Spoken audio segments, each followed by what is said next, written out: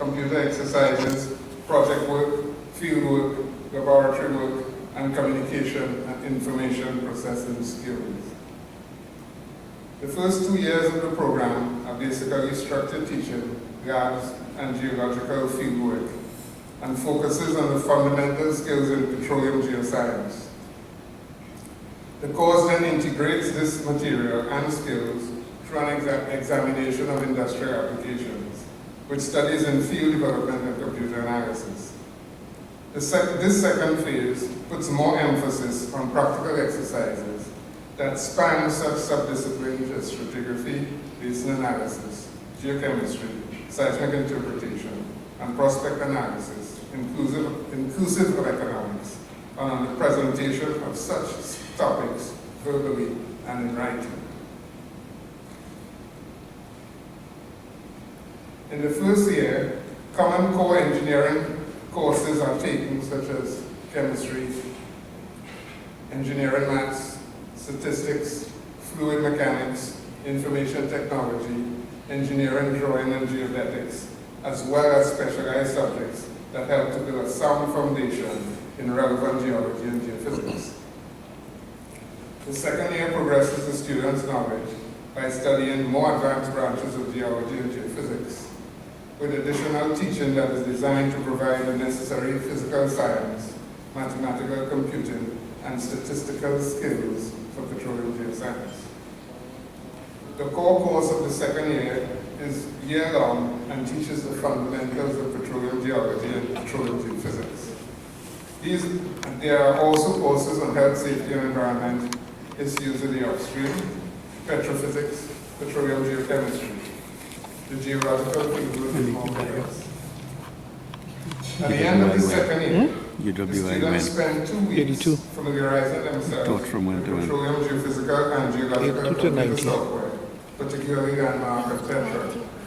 They also spend 1 week in the field on a field trip that carries them from outcrop to core to well.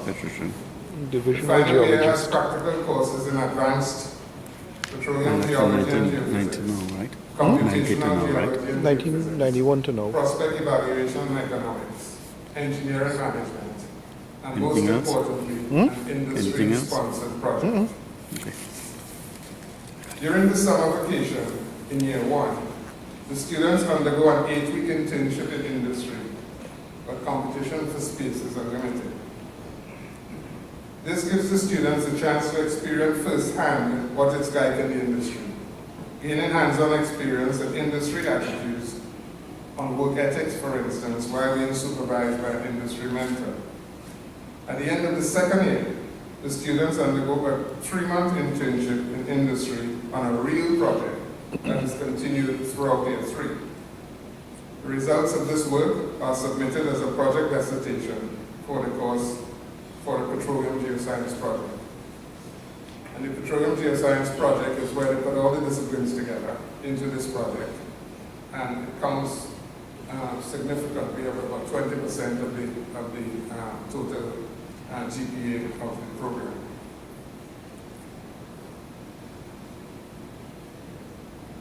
Now, how did this program start?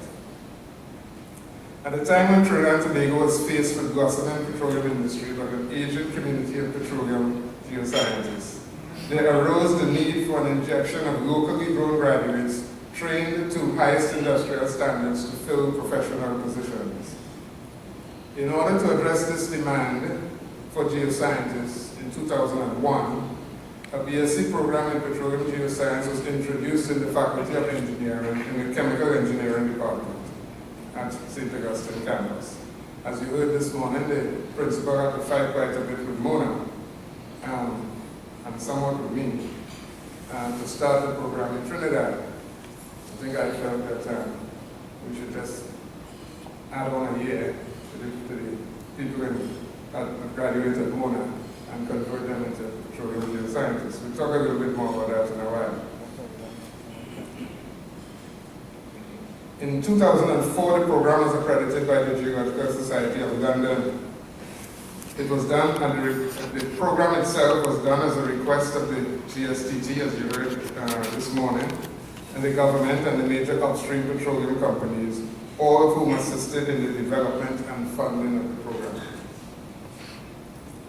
Initial funding has been generously donated to the program by major players such as BP, BG, EOG, NGC, Petrotrin, CL Financial, Ministry of Energy and Energy Affairs. In those days, Ministry of Energy and Energy Industries. More modest support was given by Water Services, Exxon, Petro-Canada, Kerr-McGee et al. To refurbish a building for the program to take place, funding was provided by the BHP consortium at the time, BPTT and BG. BP has also given students in the program scholarships, distributed according to ability and need, as well as a substantial annual donation, which continues to today, to ensure the smooth running of the program. Hardware and software packages for training were donated by Schlumberger and Landmark, with BP and BG supplying the hardware. And each May of the program, every year, the second-year students are required to complete a 2-week Schlumberger, GeoQuest, and Landmark and Petrol program. Schlumberger and GSTT have both donated annual prizes for excellence to this program. The program continues to be funded majorly from industry, and particularly from BPTT annual donations, and from PSCs signed by NICO Resources and its partners.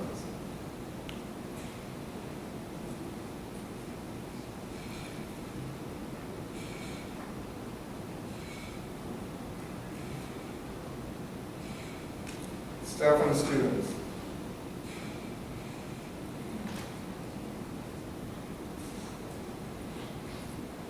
Well, let me go. One of the things with the funding committee is that since the inception, an industry advisory liaison committee was set up and continues, and a meeting is held every semester without fail in order to account for the funds donated and budgeted, review the quality and curriculum of the program, review the quality of the graduates, and lobby for summer and internship employment and industry mentor projects. The committee comprises industry representatives from companies who contribute to the program, representatives of the GSTT, SPETT, and Ministry of Energy and Energy Affairs, and academic staff reps, and it is chaired by someone from industry. The program that is offered is a program that is unique, internationally recognized, and accredited since 2004. It is one of the first geological programs outside of the UK to be accredited by the Geological Society of London. The Geological Society of London is the recognized UK professional body of geoscientists. If, as a member of the society, if you're a member of society, then the training and experience that the students acquire could be validated in order that they use the title after some working period, the title of Chartered Geologist. The distinguished title of Chartered Scientist could also be awarded by the Society, as they are one of the bodies licensed to do so by the Science Council. The Geological Society is authorized to consider and approve applications for the Euro-Geologic title in the UK, which means as a graduate of the program, you are internationally recognized to work anywhere in Europe. The accreditation enabled many benefits for the future of students. The program was re-accredited in 2010 for a further 6 years. The program has also been awarded accreditation by another UK-based institution, the Energy Institute, since 2010. This is a leading professional body of those working in the industry. The Institute provides a powerful voice to the energy business and industry, governments, academia, and the public. In every sphere that the Institute penetrates and influences, it promotes a safe, environmentally responsible, and efficient supply and use of energy. The Institute is another way for the students to network, learn, and grow more in the world of energy. All of the second year and final year courses have external examiners, whose comments are scrutinized by the accreditation body. The external examiners review and audit exam questions and model answers that the lecturer is to provide, as well as student scripts. They visit at least once every 3 years, but continually review questions, model answers, and scripts as these are sent to them for every exam. The continued accreditation of the Petroleum Geoscience Program internationally validates its success. The continued success of the program could be as a result of the seamless implementation of the curriculum under a well-structured leadership. This is particularly by the accreditation and quality of the program and the role played by the industry committee. And all of this could not be accomplished without the financial support of many companies. The sustainability of this program depends on the funding received from the industry. The university only funds a small part of this program. In fact, they fund, I think, 3 lecturers and 2 support staff. And we'll talk about that a little bit more. The department has 4 full-time academic and 2 support staff. The industry supports half of that. The industry also provides funding for 16 part-time lecturers needed for courses.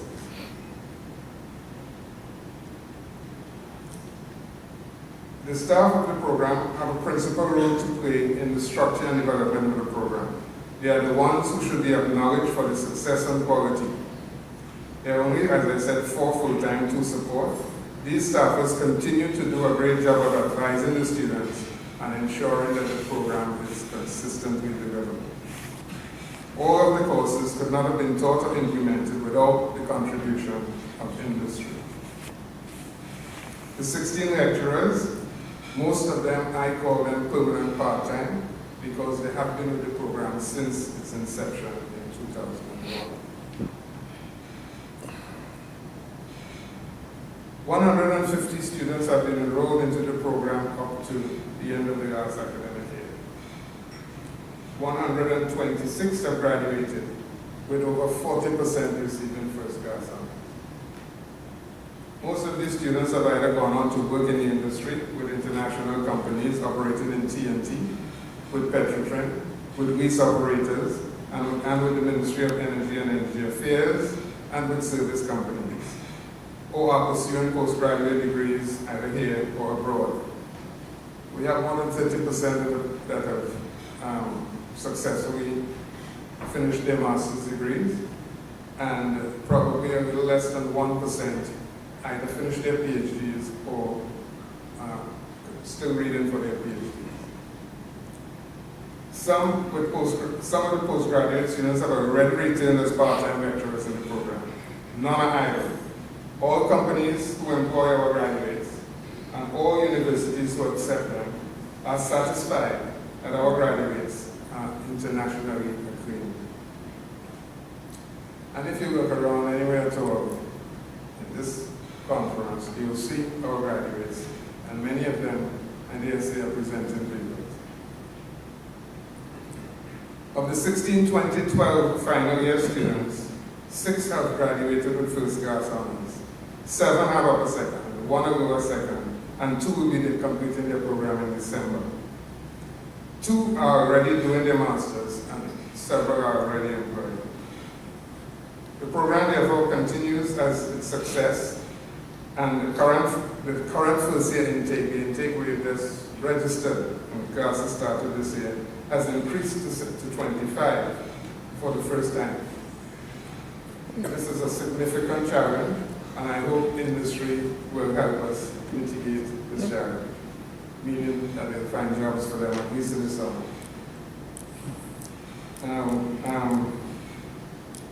Well, I won't discuss my challenges. I honestly don't know how we're going to have 25 students, but I tell them that already, and I told them those that want to move to chemical engineering are welcome.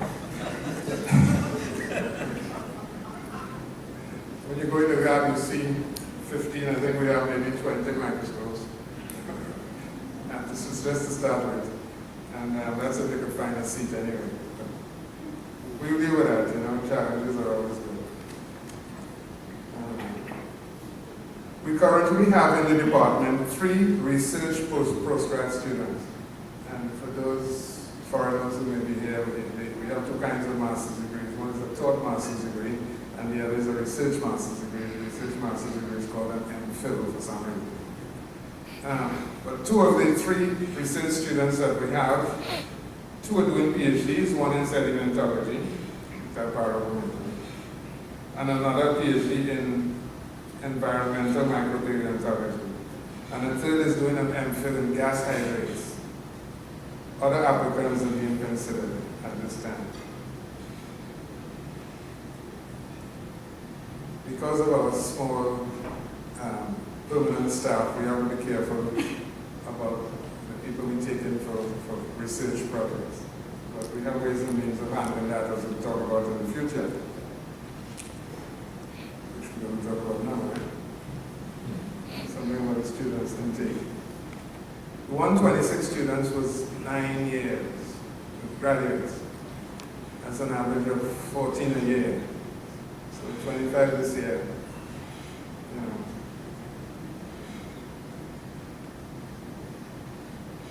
Anyway, looking beyond. When the program commenced in 2001, there was a shortage of local geoscientists in the industry. This gap is being closed, and the long-term future will be challenging. Like any other program of this kind designed to fill a specific need, its sustainability is dependent on the continued intake of good students and continued sponsorship from industry in the areas of funding, internships, and provision of expert lectures on a part-time basis. If I can go back a little to the petroleum engineering program, system program to this, if you like. That started off as a BSc in petroleum engineering. And during one of those cycles of industry, nobody registered. So the program had to close down. So instead of doing a BSc, we now do a conversion course for people that have degrees in other engineering, other sciences, and we have a 2-year course as a scholar master's in petroleum engineering. That may be something we have to look at. But because of the challenges for the future and the fact that we have a fast fill in the gap for petroleum geoscientists, we have already begun to market the program to CARICOM and to South-South countries, which have hydrocarbon potential. We have only last year graduated 1 person from Belize, and I want to tell you the first class honors. We will continue the advisory liaison committee and renew all accreditation. That is our quality. We introduce more field work. That has been one of the critical critiques of the program. We will implement a graduate diploma or an MSc course for those new geoscientists not veteran in petroleum. This course is already designed. We will implement applied research projects with industry. Such projects can form either part of the MSc course where they do have to do a small field project, or they can be bigger projects and form the research for an MPhil degrees. Discussions in this regard have already commenced with bertrand, and we have a list of their areas of interest. We will develop cooperation in graduate courses and research with reputable universities. MOUs already exist with Dalhousie University, University of Calgary, and Penn State University. Discussions on specific programs are underway, and we will continue to lobby for continued industry and government sponsorship, without which the program will shut down. No formal discussions have yet started at the University of Trinidad and Tobago in this area, but such discussions will be essential as we move forward, given the size of the local market. So to conclude, it It is so that the information given in this paper has demonstrated that the BSc Petroleum Geoscience program has been successful in achieving its aims with excellence, and it continues to be successful, and it can be sustained with the implementation of the initiatives mentioned and the support of industry and government. So it's over to you, industry, for your response. I thank you, and may you continue to enjoy the rest of the conference.